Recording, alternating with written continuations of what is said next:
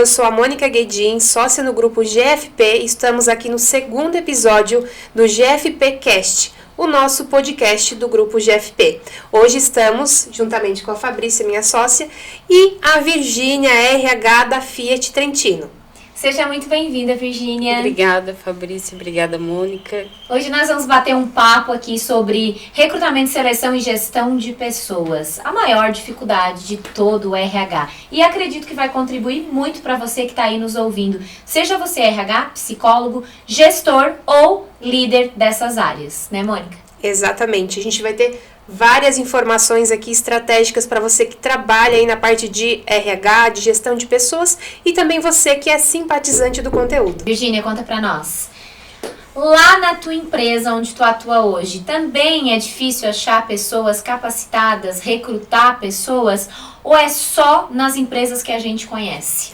Não, realmente tá difícil, né? Vou dizer que o mercado, não sei se tem bastante profissionais, mas infelizmente eu acho que está faltando pessoas qualificadas, né, para o que a gente está buscando, e realmente está bem complicado achar um profissional, né, hoje em dia. Não sei se é depois da pandemia, né, que aconteceu isso, as pessoas elas foram ficando mais, como é que eu vou dizer...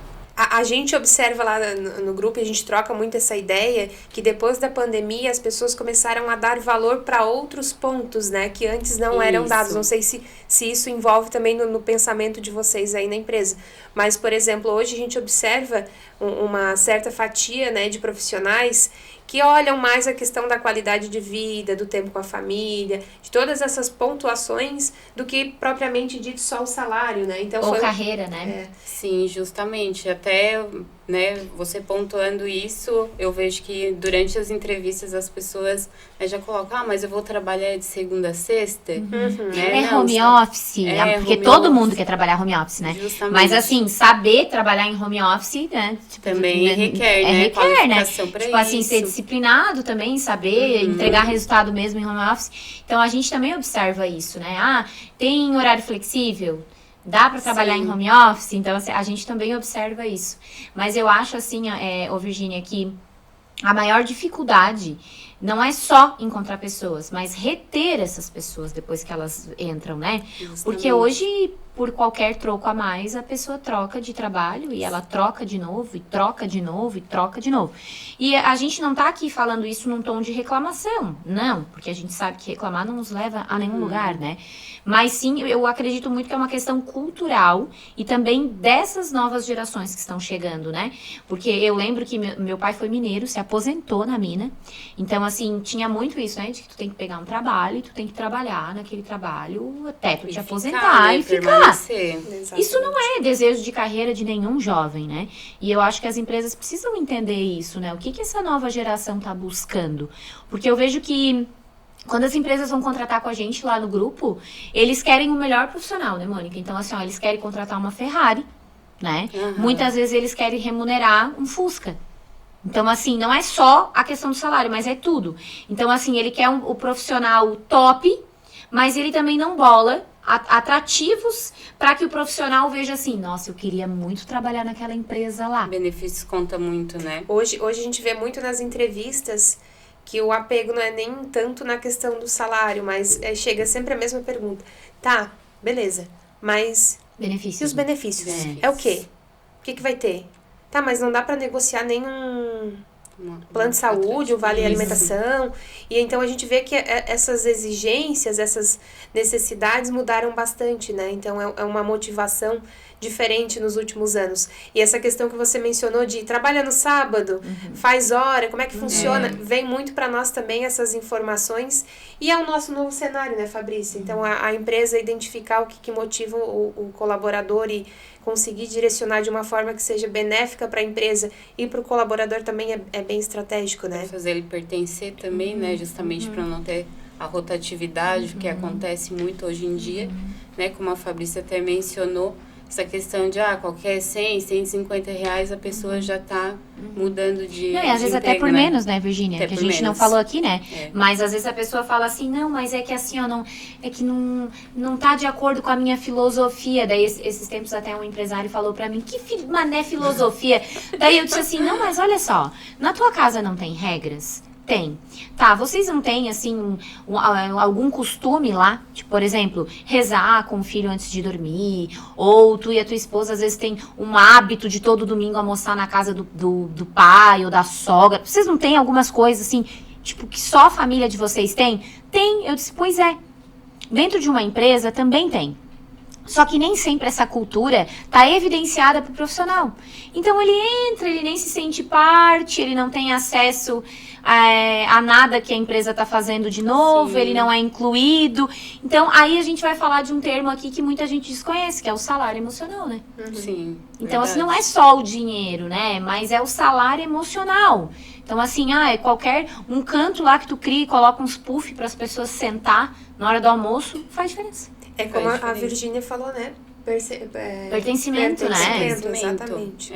A gente sempre menciona, né, que a gente a grande parte da nossa vida a gente passa dentro da empresa, né? Então, por que não botar, né, esse ambiente conforme for a nossa casa também, né? É o acolhimento, né, com esse funcionário. Não basta somente salário, né, que a gente mencionou, mas coloca uma sala lá, ou com jogos, ou que seja um sofá, ou uma televisão, né? Uma folga no dia do aniversário, a gente sabe que é difícil. Tem setor que nem difícil. dá. Mas assim, tudo isso a gente tem que pensar assim, se tu for contabilizar, né? Porque empresa vive de lucro, né, gente? Não estamos aqui romantizando nada, nem somos a favor. Pode ver que não é nem rosa o cenário.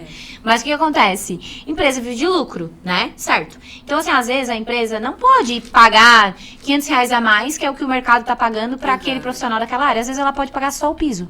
E é aquilo ali. E ponto. Ok. Mas será que ela não pode colocar salário emocional, alguns benefícios que não incluem propriamente recurso financeiro que vai reter aquele profissional? Só que aí entra uma outra questão, né, Mônica, que a gente até estava falando no outro quadro, Virgínia. O RH não consegue ficar na parte estratégica da empresa, porque o RH é o setor que mais apaga incêndio. É diferente lá onde tu tá hoje? Não, é bem isso que acontece.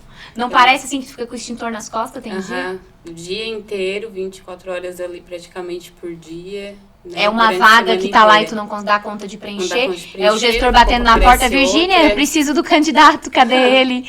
É um líder que tá com conflito, é um outro que tá com problema pessoal. E aí o que acontece? O RH não consegue fazer tudo sozinho, né? A gente estava até falando, né, Mônica, no outro quadro, a importância de tirar o RH da operação e deixar ele na estratégia. Então, assim, ao máximo de coisas que pudessem ser terceirizadas. Folha, recrutar candidato, porque, analisar currículo, divulgar a vaga, marcar entrevista, tu marca 30 num dia, vem 2 abençoados, 2 bênçãos de Deus, né? São os únicos que querem realmente. Querem, né? A vaga de emprego ali, dão ok, confirmo, chega na hora. Não vai. Não vai. Acontece lá também, acho que na sua também. Elevada, assim, porque eu sei que se eu marcar 10, se aparecer 5, vai ser... bem assim. De Deus. Tem que recrutar o dobro, né? Botar o dobro. Então, assim, eu vejo, Virgínia, que enquanto o RH ficar na operação, nós não vamos sair desse lugar. Porque daí, assim, tu corre pra achar uma pessoa.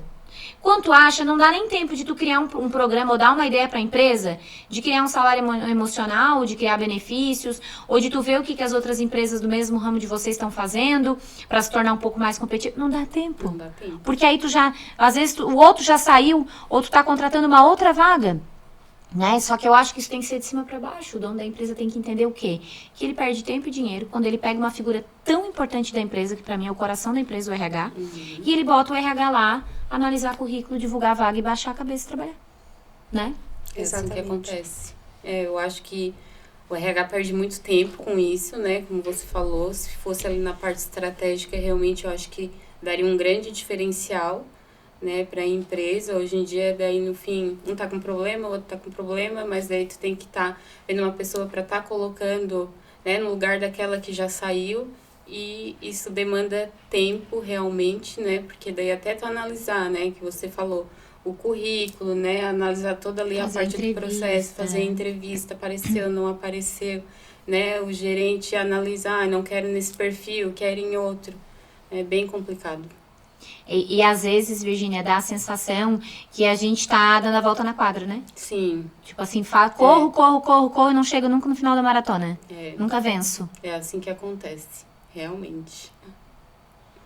E aí vai virando aquilo que a gente também já falou lá no primeiro quadro, de uma bola de neve, né? A gente tapa um buraco, aparece outro, e aí vai virando o cenário do RH, né? Uhum. Mas a gente até falou no primeiro, né? A nossa primeira entrevistada foi num ramo totalmente diferente do seu, com níveis operacionais, né? E a gente vê como vocês também, né, que são uma empresa aí de concessionária, Sim. que também tem as mesmas dores. Então, independente do segmento, do estilo de profissional que está buscando, as dores são as mesmas, né, São Fabrício? sempre as mesmas. Eu vejo, né, que independente ali do ramo, enfim, eu acho que realmente para o RH, né, todos... acontece, né, com todos. Ô Virgínia, e nos conte, vocês contratam mais que vaga? É mais vendedor? É mais... Qual é a maior demanda que vocês têm, assim, quando surge? Realmente para consultor de vendas. Consultor de vendas. E é fácil contratar consultor de vendas? Tá cheio no mercado? Não. Cheio a gente pode dizer que está, todo mundo né? vende, né? Porém, todos com seus vícios, enfim, né? Que hoje em dia eu acho que para a empresa isso não é bom, né? Que vem com seus vícios, porque daí tem que moldar, né? Todo aquele funcionário, Um trabalho enfim. a mais para RH, né? Isso, é um trabalho a mais, justamente, né? Então... A maior demanda, então, de vocês é a venda, então. É a venda. Não é demanda operacional, vocês têm pouco?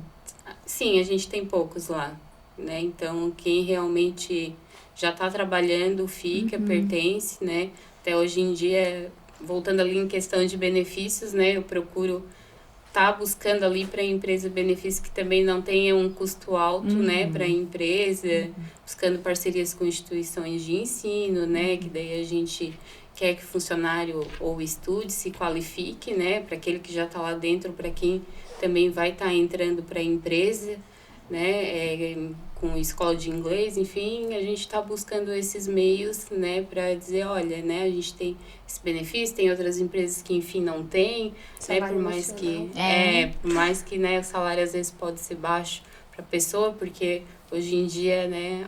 O horário, né? Tá, mas e o salário? No fim não tem a qualificação, mas também querem um salário alto. Acontece muito. É raro, mas acontece muito. Acontece bastante. E aí a empresa vem com a ideia do equilíbrio de troca, né? Sim, importante. É isso que a gente tenta fazer, né? Pelo menos, para estar buscando, né? Essas pessoas e retendo também aquelas que já estão. Eu achei bem bacana o olhar dela, que a gente fala em outras atividades do grupo sobre o pertencimento, né, Fabrícia? De olhar realmente que isso é algo importante dentro da organização e que isso retém profissionais, né? Sim. Nós queremos conviver em grupo, né? Nós, seres humanos, nós temos uma necessidade, né, de conviver em grupo. A gente precisa das pessoas. Isso desde um dia de vida, né? Então, é algo que está dentro da nossa psique. Então, a gente precisa de pessoas. Então, quando a empresa entende que lidar com pessoas é gerar esse pertencimento com qualquer grupo. A gente vê uma igreja, um grupo de jovens, um grupo de ciclismo, um grupo de crossfit, um grupo de... Você chega lá, se você não criar uma comunidade, né, onde você vai porque você também gosta das pessoas, porque você também gosta do lugar, você não fica, né? Porque você não se sente visto. Sim. E nós queremos ser vistos. Eu sempre falo que nós, seres humanos, tem 3 coisas que nos conectam. E isso é qualquer pessoa de qualquer lugar, independente da família, do país, do estado. Todos nós ansiamos por amor. Nós queremos ser amados. Né? Então, independente de ter pai, mãe, família, gato, cachorro, a gente vai lá pra empresa, a gente não quer ser odiado. A gente quer ser amado. Tu não quer deitar lá no travesseiro de noite e dizer assim, oba, hoje eu fui odiado por todos os meus colegas, inclusive para o meu patrão. Não, nós ansiamos ser amados. Nós ansiamos por tempo. Então, todos nós estamos correndo contra o tempo, né? Uma corrida louca aí, a corrida dos ratos. A gente tá caminhando rumo à loucura, isso a gente vê vários filósofos falando. E todos nós tememos a morte. Então, se as empresas levarem isso em consideração, né? Elas vão, com certeza, repensar o setor do RH. E elas vão dar mais espaço, oportunidades, para que o RH fique na estratégia, estudando o ser humano. Então, assim, o que motiva essa equipe aqui de venda? Que é diferente do que motiva a minha equipe lá da troca, que é diferente da minha equipe lá do não sei o que da garantia. Só que esse olhar é um olhar humano, nenhum software vai dar. Tem que deixar o RH fazer isso. Só porque o RH não tem tempo. Não tem tempo. Não é porque ele não é bom. Às vezes eu escuto o dono de uma empresa, porque o meu RH não consegue nem suprir uma vaga. Eu falo, não, mas não é só ele não. A diferença é que nós, enquanto consultoria, temos uma equipe maior, só focada em vaga, temos uma plataforma a nível Brasil, porque daí a gente contrata bem mais coisas, bem mais recursos, porque não faz sentido uma empresa terceirizar e a gente fazer igual, né? Sim. Então, a gente tem lá, a gente está todo dia lá em cima de um monte de vaga, temos um banco de talentos muito maior, temos contato com mais de 200 empresas da região, automaticamente a gente tem mais facilidade para contratar pessoas. Só que também não adianta a gente pegar o candidato, te entregar e tu não tem tempo de analisar o que aquela pessoa está buscando, de criar ações dentro da empresa, para apresentar para o dono da empresa, para que tu possa segurar aquela pessoa. Então, é importante também, Fabrícia, essa questão, né? Eu vejo muito, e é o que acontece, até tô tentando mudar um pouco isso, que é o que a pessoa entrou, já vai lá e vai trabalhar, né? Não, tem que fazer toda uma integração, né, com a pessoa, explicar, você vai trabalhar com isso, né, vai trabalhar com aquilo. Hoje em dia não é o que está acontecendo, não sei se, né, o tempo ali tá... Pela correria, provavelmente, pela correria, já preciso para ontem ali, para colocar essa pessoa na vaga, entrou, vai trabalhar, faz teu papel ali, teu serviço, enfim. Né, eu acho que tem que ter mais humanização, né, já e começa tempo. ali da... Porque o RH precisa ter esse tempo. Tem que ter. Se ele estiver analisando currículo, abrindo e-mail, divulgando vaga, ele não consegue fazer isso. Ele não consegue, porque ele tem 2 braços, né? Sim. Então, ele não vai dar conta de fazer tudo isso. Então, eu acho sempre, Virgínia, que o problema começa de cima. Por exemplo, a varrer uma escada. A gente começa a varrer de cima, né? Então, assim, eu sou dona de empresa e eu sei que a maioria dos problemas da minha empresa eu criei. A partir disso, quem tem que solucionar? Eu. Então, a expansão de consciência, primeiro, é do dono do negócio.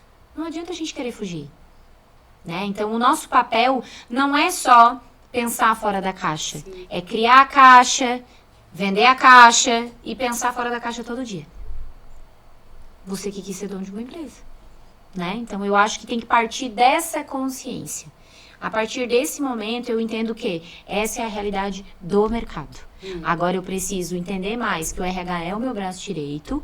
Ele tem um olhar para pessoas que eu não tenho paciência para ter muitas vezes. Sim. E eu preciso pedir ajuda e escutar essa pessoa que está lá naquela cadeira, né? Concordo.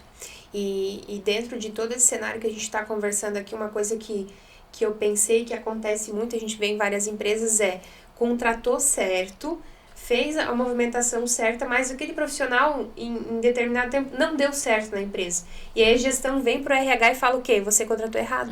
Mas na verdade não foi a contratação que foi errada. Foi toda a movimentação após a contratação. Sim. Que aí, pela correria do RH, às vezes não consegue fazer, né? Que é o pertencimento que a gente falou, né, gente? Sim. Eu acho que todo relacionamento é igual um namoro. Tudo. Né?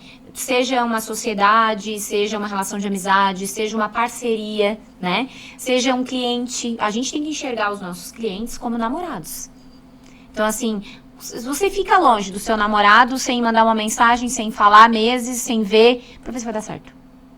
Não vai dar. Essa pessoa vai desgostar de você, nem vai lembrar mais de você. O mesmo acontece com o funcionário. Você bota ele lá dentro, você esquece ele. Você deixa ele lá, faz teu serviço e tchau. O que vai acontecer? Né? Ele não vai se manter motivado, ter aquela paixão pelo trabalho dele, né? E aqui, empresários que estão nos ouvindo, não estou dizendo que a responsabilidade é toda sua, mas maior parte é, né? Afinal de contas, você está lá no topo da pirâmide. Então, pelo menos, a expansão da consciência você tem que ter. Para você incentivar com que as outras pessoas façam, né? Sim. Aí já começa, né? O gestor, ele já vai ver pela visão do próprio dono, né? Já começa por aí. Eles têm como se fosse um espelho, né? Então já parte desse princípio, né, para daí sim o RH também conseguir trabalhar, né, juntamente com o gestor ali da área, e que não é o que acontece atualmente. Exatamente. Ô Virgínia, fala para nós o que tu acha da situação de empresas que já pensam em substituir as pessoas. Tu acha que é possível, que isso vai dar certo lá no final, lá na ponta? Por exemplo, no Canadá, a gente até falou aqui no primeiro bloco, já tem auxiliar de cozinha sendo substituído por robôs, né? Então, eu sei que é um futuro um pouquinho distante de nós aqui, mas vai acontecer em breve. Então, o que tu já passou assim pela tua cabeça a respeito disso? Não cheguei a pensar, né? Até, inclusive, essa semana ouvi falar algo parecido com isso, sobre substituições ali, né? As máquinas substituindo. Os softwares, enfim, a inteligência artificial. Tá muito agora, né, na moda essa inteligência artificial, porém, né, eu acho que as pessoas, elas têm que estar à frente, né, se qualificando, estudando, que acho que nem máquina também é 100%, né, não resolve tudo. Mas as pessoas têm que também tomar cuidado, né? Fazer um bom trabalho. Isso, fazer um bom trabalho. Eu acho que as pessoas são indispensáveis no mercado. Sim. Mas eu acho que isso pode dar certo em alguns cargos, em algumas empresas. E eu penso que se as pessoas se atentarem a isso, elas também vão refletir mais acerca das suas entregas, né? Concordo com as duas novamente. Eu acho que no decorrer dos anos a gente vai tendo várias modificações, tanto na parte de tecnologia como de perfil de profissionais que entram no mercado de trabalho, né? A gente vem agora com uma remessa, digamos assim, de pessoas novas, com mentalidades novas aí no mercado de trabalho, e depois dessas vão vir outras, e cada vez mais aí a empresa tem que entender esses cenários e o que se adequa a cada coisa, né? Até a gente esteve comentando na empresa com o gestor, né, que a gente deve usar esses jovens, né, porque hoje a inteligência deles está bem mais à frente, né, do que a nossa, que hoje em dia a tecnologia já está tão avançada, né, eles sabem usar, seja o WhatsApp, enfim, toda essa tecnologia, né, porém, essa geração Z, né, que a gente chama, tá bem complicada, né, a exigência deles está diferenciada. Né? A gente vê isso até mesmo durante a entrevista, enfim, né? Mas eu vou ganhar só isso, né? Eu queria trabalhar menos, né? Então, e a culpa é nossa. Por que a culpa é nossa, né? Pais e mães, né? Eu serei também e provavelmente farei algumas cagadas, porque todo pai e toda mãe faz cagada achando que tá acertando, né? A culpa é nossa porque a gente tá criando uma geração fraca, né? Na verdade. Então, isso é visível, né, gente? Então, assim, você pega uma criança, onde você deixa ela a maior parte do tempo no celular. Aí ela chega na adolescência, ela fica a maior parte do tempo no quarto, no videogame, ou no celular, ou no jogo, ou... Ela vai ter habilidade social? Não. Né? Ela não vai ter habilidades sociais nenhuma. Então, ela vai ter dificuldade de se relacionar com as pessoas. Hoje, o relacionamento, gente, é 90% da sua carreira. Seja você empresário, funcionário, o que você for. Se você não é bom de relacionamento, você não evolui. Você bate no muro ali na frente, alguém passa por cima de ti. Assim, fácil assim. Às vezes uma pessoa com pouquíssimo talento, mas com um pouquinho mais de habilidade social, networking, ela arranca na sua frente. Né? Então, eu acho que só vai piorar e que a culpa nem é dessa nova geração Nutella. Porque essa nova geração, eles acham que o leite já nasce dentro da caixinha de leite. E que o frango já nasce lá dentro do congelador. Não tem que matar a galinha, pegar a galinha, fazer toda aquela coisa, né? Isso tudo, a culpa é dos pais. Porque o que acontece? Nós temos muito um sentimento de fazer um pouco melhor do que os nossos pais fizeram. Como se a gente fosse conseguir, mas na verdade a gente consegue fazer pior. Né? Que é facilitar tanto a ponto de criarmos adultos fracos. Acho que é instinto, muita proteção, né? O medo de passar pelo que os pais passaram, o trabalho, né? O famoso passar o trabalho, né? Não querem que os filhos, enfim, passem por que eles passaram, mas só que não é assim, né? Não e o excesso disso é que faz o estrago, né? Sim, é isso mesmo, né? Já começa desde pequeno, né? Ah, não vou deixar lavar uma louça, não vou deixar limpar a casa porque, né, de menor não pode fazer as coisas. Eu acho que já começa por aí. Exato. É bem isso.